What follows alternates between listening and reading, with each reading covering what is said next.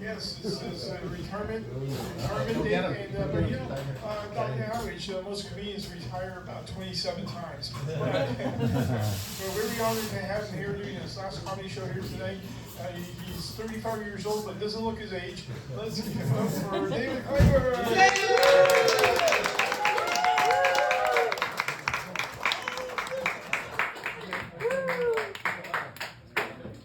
How you all doing tonight? I know, an old bald guy with a big nose. Welcome to the last of the Antique Roadshow. I wouldn't care if you laugh tonight. That's one of the great things about doing comedy when you're 80. I've already failed at so many things in life, this is nothing. I'm not even comfortable up here. I told my daughter I needed a couple of gin and tonics. She said, Dad, you don't want to mix alcohol and crappy material. I've always known the only difference between me and the young comics, I already knew I was going nowhere. A few years I probably won't even be able to laugh. A few years after that, wait a minute. Bottom line is, it really, by the way, I finally joined MySpace. Yeah, I bought a plot at the cemetery in Coleman. Now I have 10,000 friends. This lifelong friend of my mom, 102 now, she still keeps reminding me, I used to diaper you when you were a baby. Well, Florence, hang around a little bit longer. It sucks to get old. Last night, I tried to pay my restaurant bill with my Bart Clipper card. Bottom line is, nobody my age belongs behind a microphone. You seen Mick Jagger lately? Yeah.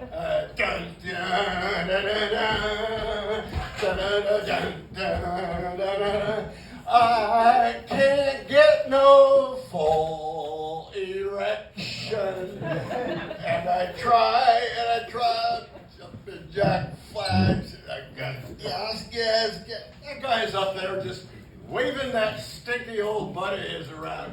You know, it's no wonder the media, they're always asking, well, Mick, are you wearing boxer shorts or checky shorts? And Jacker just goes, depends. Oh, by the way, about the nose, Jew, well, I'm more non-Jew than Jew.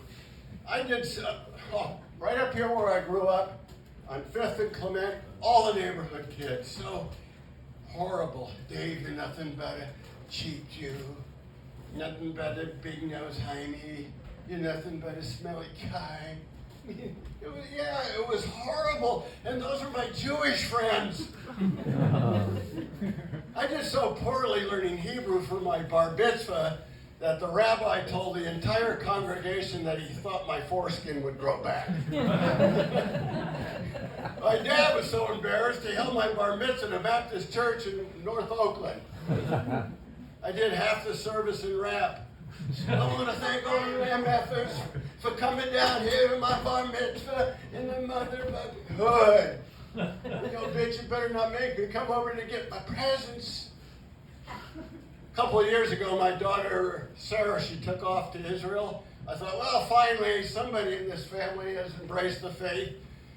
Then I saw her in a video ad for Kibbutz Girls Gone Wild. Crazy. I don't know what's happening to our people. 6 months ago, I read the story, New York Times. Rabbi was busted for trafficking cocaine from Colombia. Hid the stuff up at the top of the building. Well, that's not the sick part of the story. The sick part is, within 3 months, Broadway had already made a musical about this episode called, of course, The Dealer on the Roof. Oh, once I was a rich man, da-dee-da-dee-da-dee-da-dee-da-dee. All day long we smuggled the cocaine, smoked-a-dee, hashish, and now I go to jail. Da-dee-da-dee. Okay, after that. 10 years later, I am off in Vietnam for a year in the middle of a war. And I got shot at every single day, and finally my friend said, Dave, you really got to start paying your park tab. Oh. I was just having a little fun in Saigon. I mean, I didn't realize like 60 years later that I'm still be getting Father's Day cards from Vietnam. Okay, let's move on. So, yeah. So when Vietnam was over, I came back to San Francisco, where I was born, and it happened to be right in the middle of the summer of love in the Haight-Ashbury. So I moved right into Haight-Ashbury, and I'll have to confess, I was smoking marijuana day, night. My buddies finally started saying, Dave, you gotta stop. You gotta stop. It's gonna lead to harder drugs. It's gonna lead to harder drugs. So now we're all hooked on Viagra. Well, I tried some of that Viagra. It was actually like being behind the wheel of a powerful Porsche. Went from 2 to 6 in 2.4 seconds. It happened so fast my face went like this. Ah! What had to send me to penis obedience training. And then after that came the gay rights movement in San Francisco. And 50 years later, still going strong. Every June, 50,000 more gay people flood San Francisco. Everybody is singing, they're all dancing. Truth is, if you're straight, you can't help but feel a little left out. So every year on Gay Pride Day, I just go gay for the day. You ever gone gay for the day? I'm looking at you, don't look around. Okay, have you ever gone no? Okay, ever gone gay for 5 minutes? Look, I'm here. I'm 1/365th queer. Get used to it. Hey, ho ho. One day every year, I guess, homophobia's got to go. Okay. Wife and I, end of this month, we're going to be celebrating our 41st wedding anniversary. You may want to hold those applause. When we got married, it was a second marriage for both of us. She had 3 sons. I had 2 daughters. They were aged 7 to 17 at the time, and they all lived with us. Yeah, Brady Bunch, right? No, we were the survivors. I thought my stepsons would all be calling me Dad. I didn't know it was going to be a-hole Dad. One of my stepsons, he got so angry at me, he pulled a driver out of my golf bag, swung it over his head, and he said, you want some of this, a-hole? You want some of this? Yeah, and I just said, man, you are so crazy. The proper club for this situation is the 9-iron. At least he could have done was replace the divot, right? So, love the tabloids. Switch the subject a little. Love the tabloids. So, I picked one up at Safeway a while back. Headline said, 2,000-year-old Jesus letter found. And I thought, how did the post office screw that up so bad? And then there was another story about scientists who did this DNA testing on 20,000-year-old Neanderthal bones, and they found out early humans and Neanderthals existed at the same time. They just didn't interbreed. Yeah, now this is how you know scientists are complete idiots. Do you think any early human guys would turn down Neanderthal sex? There's guys in this room tonight that would turn down Neanderthal sex. So this guy's going, yeah, Dave, I'd do a Neanderthal before I go date for the day. So comics, we got to do a lot of traveling. That's one of the big things. And actually had a gig in Napa. I got pulled over for going 85 in a 65, and I decided, I'm just going to tell the officer the truth. Sir, I'm a comedian. I'm late for my gig, and let me tell you a couple jokes, okay? How about this? Hey, have you ever gone gay for the day? I guess that one wasn't very good. Okay, how about this? Have you ever tried Viagra? Makes your face go like this. the guy, the officer had the temerity to cite me for, quote, impersonating a comedian. It took off at 100 miles per hour. So then, another time, I'm having trouble with the law. Got pulled over in Oakland by a black police officer, and I said, well, sir, this may be politically incorrect, but kind of tired of your racial profiling. So I ended up in a paddy wagon with 15 other old white bald comedians with big noses. So onward to, I was talking about traveling. So I did a gig in an assisted living situation one time, which was interesting in Pleasanton. And I'm up there for 5 minutes, and all of a sudden I start hearing some chanting going, 911, 9, that's right, 911, 911. Well, I've been up there for 5 minutes. They haven't laughed at all, not once. So I'm just figuring they're telling me I'm dying on stage. But no, Sylvia Finkelstein, 84 years old, is flat, unconscious, and now they're chanting, CPR, CPR. I am not doing mouth-to-mouth, sorry, on 94-year-old Sylvia. But I remember they got a new compression technique, probably heard about it, and the ironic thing is you beat 100 beats a minute, and you can actually do it to the Bee Gees Staying Alive. No, yeah, see, he's shaking his head right there. He knows that it's just not another bullshit comedian making stuff up. So anyway, I could do that, and so I'm going, you could tell by the way I move my hands, I'm an EMT guy. And then the John Travolta inside me comes alive, and I'm going, she's staying alive, she's staying alive. She's not staying alive. And now they're coming at me in wheelchairs and canes. So off to the next place. I did a gig up in Reno, the comedy club there. $50 opening act. I get up there, and he says, the producer says, you're closing the show. I went, what do you mean, closing? And what happened to the middle headliners, both sick? No, you're closing the show. You have to clean the theater when you're done. That's no joke.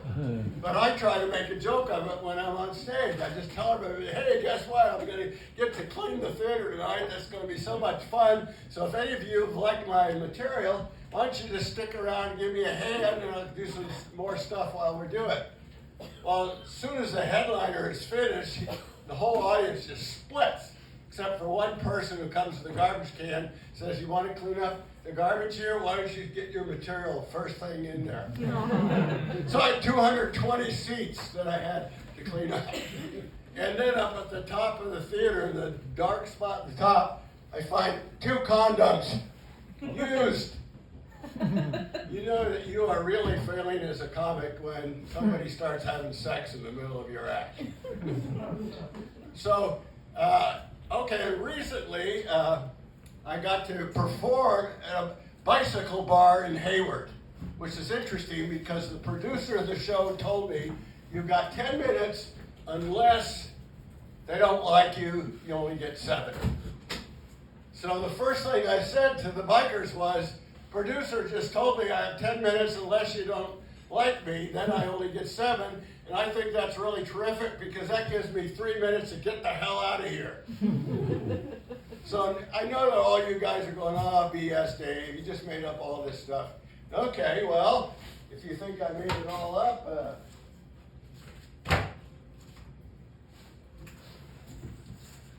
there's a assisted living situation.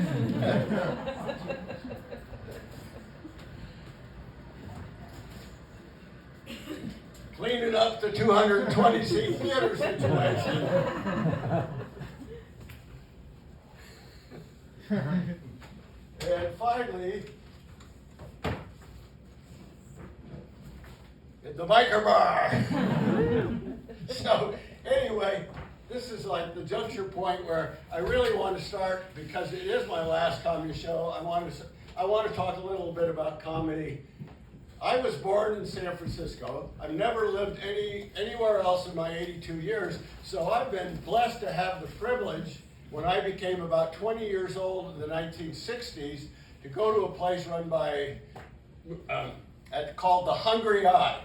And there I was able to see comics, heads are nodding here, Bill Cosby, Lenny Bruce, Mort Saul, and Phyllis Diller, see the great comics. And then later on, I happened to get into the news business, and I had the opportunity to promote comedy the way I felt that it should be done. So finally, I quit the paper in 1994, and then 3 years later, I decided to do my first comedy gig, which would be an open mic at Laurie, the comics will know who this is, Laurie Chapman's Comedy on Clement Street. It was at 5th and Clement, and it was like 100 paces from where I used to live from 1948 to 1953. So I did this stupid stuff like Hawaiian vowel sounds. That was my bit. But the thing that's interesting about comedy is that everybody here that has never done comedy, if you want to do it, it's accessible because there's something called an open mic. Here's this little piece of paper here, if I can get it open within the next half hour. Open mics this month, 143 in the Bay Area. Wow. 6 tonight. So if you ever have that feeling, anybody here can just go and get 5 minutes on stage. You could do anything. You could just get up there and say, oh, I have this dream of having my own showcase on the comedy channel, you know, and then you can just go dee-dee-dee-dee-dee-dee-dee, because it's kind of like a Twilight Zone dream. Anyway, after I did all these shows I was talking about, I got an intervention done on me. A comic earlier talked about their intervention. It wasn't for drugs. It wasn't for booze. Dave, you're 80 years old. You're running around like an idiot. You need to start doing some yoga. I'm not going to do yoga. It's like baseball. Nothing ever happens. There is a position, a prominent position in yoga, if any of you ever done yoga, called Shavasana. Anybody heard of it? Did I hear a woo? It's the corpse pose. And this is what it looks like.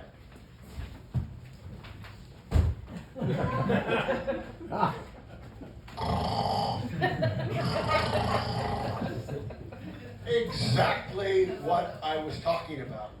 So this is why I started my own yoga studio called Yoga Express. 25 postures in 15 minutes. Complimentary triple lattes, multiple breaks to check your email account. The 5-part sun worship. 3-second closing meditation. Okay. I have another yoga class starting in 30 seconds, so I need you all to get off your big fucking fat asses and get the hell out of my studio, please. 25, 24, 23. Can you just get out of here? Well, I'm not ready to get out of here myself yet.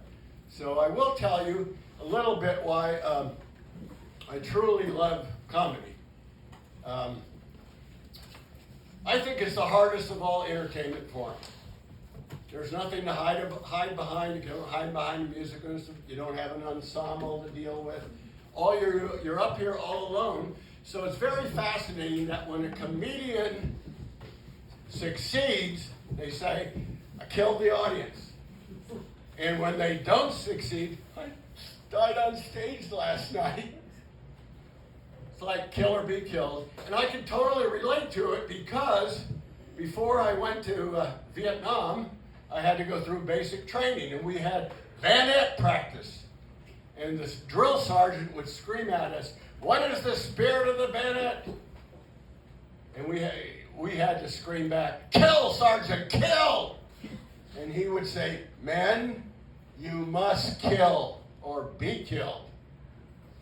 So that is definitely the spirit of what we do here today. Okay.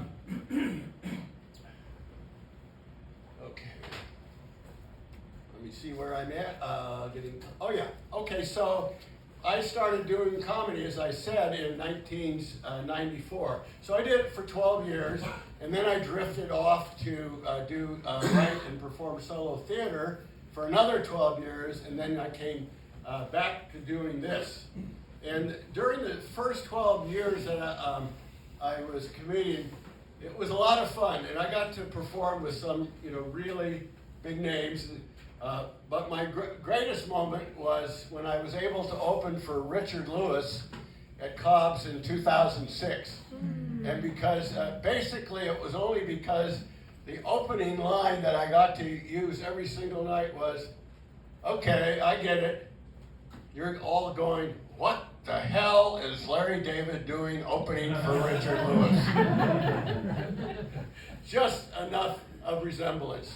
But one of the things that I also really resonates with me is like, I didn't do a lot of producing of shows. I was just like the comic. But I did do one at a place called the Edinburgh Castle on Geary Street, which was a great venue upstairs above the bar. And for a time, I was doing like 2 shows a week. One was like just your basic different showcase comics, but the other night was a specialty night. So, for instance, one night I had is listed as a gay, lesbian, transsexual, transgender, and other loose change comedy night. And then I had a night, Bagels and Lox Jewish comedy night.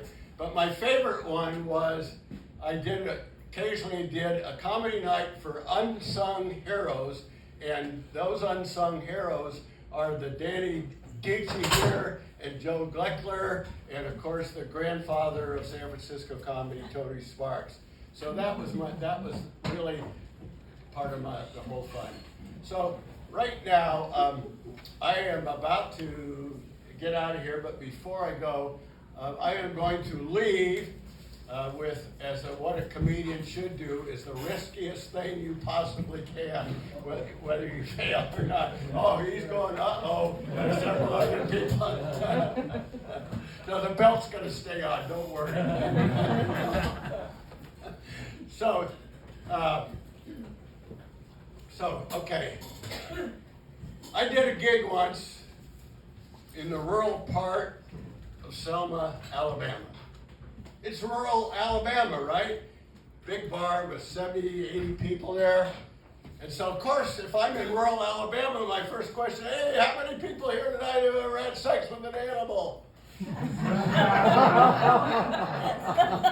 40%. One guy yells out, right now I'm having sex with my cousin Lucy. Does that count? And I said, yes, of course it counts.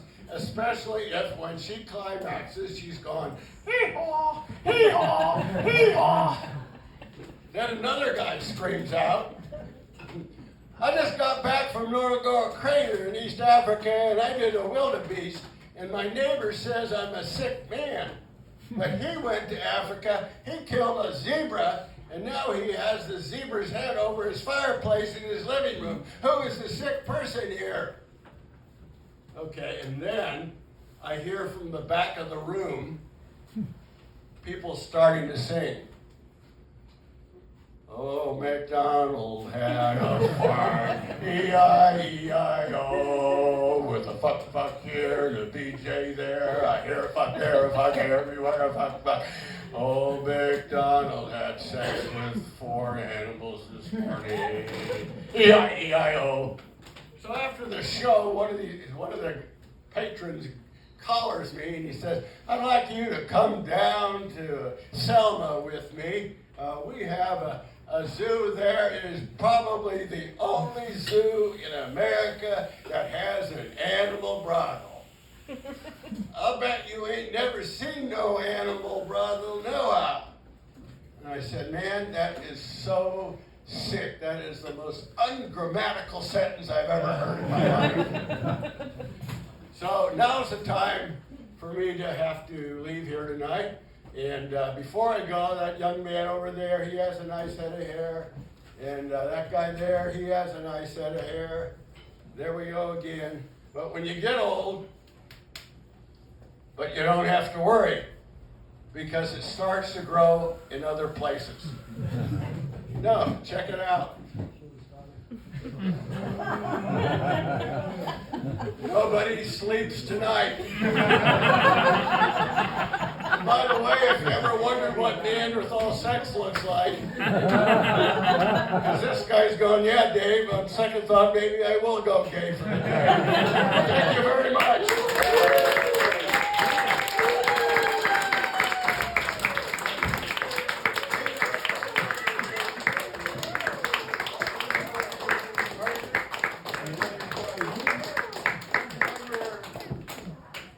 To have you retire your comedy career right here at the Dark Cafe. Yeah, I'll be back there next week. Like I said, on average, they retire about 27 times. So let's give it up for all the comedians who worked to you tonight.